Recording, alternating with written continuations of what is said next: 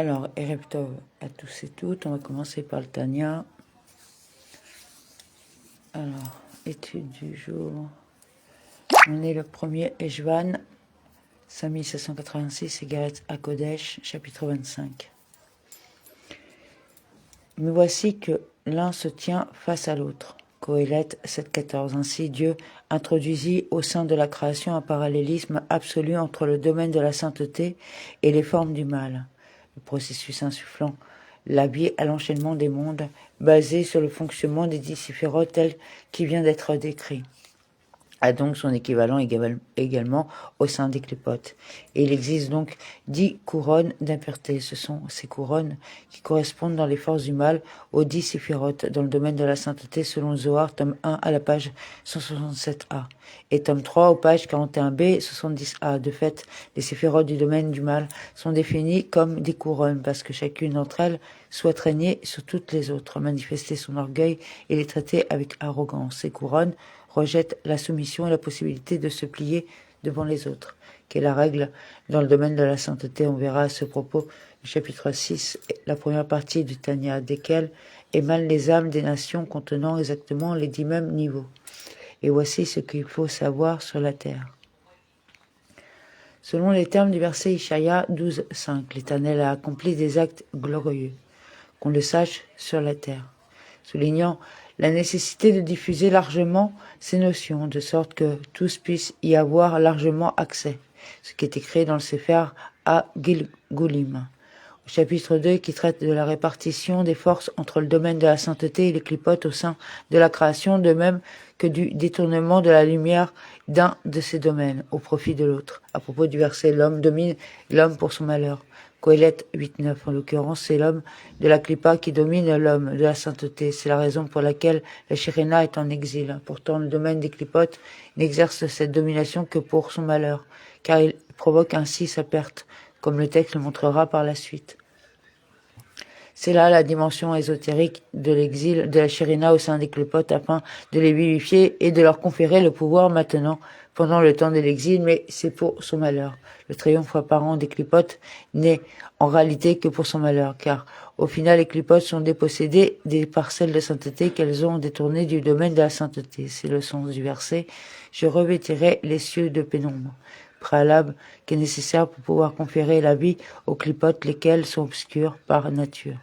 Mais il est dit aussi que j'ai souillé tous mes vêtements, car l'exil atteint uniquement les vêtements de la divinité, sa dimension superficielle, mais en aucune façon son essence, ce qu'à Dieu ne plaise. C'est pour cela que les nations dominent Israël à l'heure actuelle, car les âmes de ces nations proviennent des clipotes en lesquelles s'investit la Shekhinah en exil. C'est le fondement de leur puissance et c'est ce qui leur permet d'assujettir Israël pendant le temps de l'exil. Dans le monde futur, en revanche, y compris lorsque, dans un premier temps, les voies du monde seront maintenues. D'ores et déjà, comme le disent nos sages, la différence sera l'assujettissement aux nations, qui disparaîtra. Certes, une large explication serait nécessaire pour justifier comment et pourquoi il en est ainsi, pourquoi et comment la Shekhinah s'introduit en exil dans les clipotes. Il est clair que l'explication sommaire qui vient d'être donnée n'épuise pas le sujet, en particulier la lumière des précisions qu'apporte le Kabbalah. En outre, Rabbi Gino Zalman dira dans la suite de ce texte que la difficulté spécifique à une telle étude est de lui maintenir le niveau d'abstraction nécessaire et de ne pas tomber dans le travers d'une interprétation trop matérialisée. Mais en tout état de cause, telle est la vérité. Du reste, les clipotes et les nations exercent les emprises uniquement sur le reflet qu'il leur est accordé de la partie superficielle de la sainteté. C'est de lui qu'ils reçoivent leur vitalité comme quelqu'un qui jette par-dessus son épaule. C'est le geste de celui qui donne contre sa volonté, agissant uniquement sous la contrainte ou par nécessité. En pareil cas, la motivation est toujours superficielle, jamais profonde, et l'on verra à ce propos ce que disait le chapitre 22 de la première partie du Tanya. Et seulement à l'issue du Tsitsumim et des crans multiples et intenses, jusqu'à ce que ce reflet s'introduise dans la grossièreté de ce monde et accorde son influence aux nations, la richesse, l'honneur et tous les plaisirs matériels.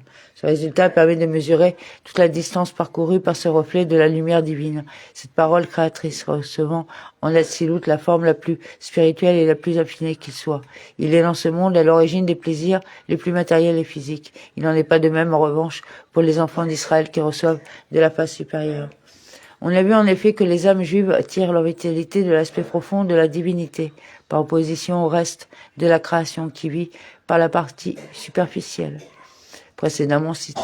C'est à ce propos que Moshe, notre maître, demanda à Dieu et obtint de lui que nous serons séparés, moi et ton peuple, de toutes les nations se trouvant sur la face de la terre. Ainsi qu'il est écrit, l'Éternel éclairera sa face pour toi, et il te prendra en grâce. Par Bidbar 6.25. Le verset souligne clairement qu'il y a là une grâce particulière accordée à Israël et n'ayant pas son équivalent dans le reste de la création. De ce fait, nos sages disent que Israël n'est pas soumis aux influences astrales, car la pratique des mitzvot lui permet d'échapper aux lois naturelles, bien que celles-ci aient été instaurées par Dieu, chacun selon la source de son âme jusqu'au niveau le plus élevé. Le texte expliquait au préalable que les tzadikim les plus hauts, Adam, les patriarches, possédaient une âme émanant du monde Atsilut.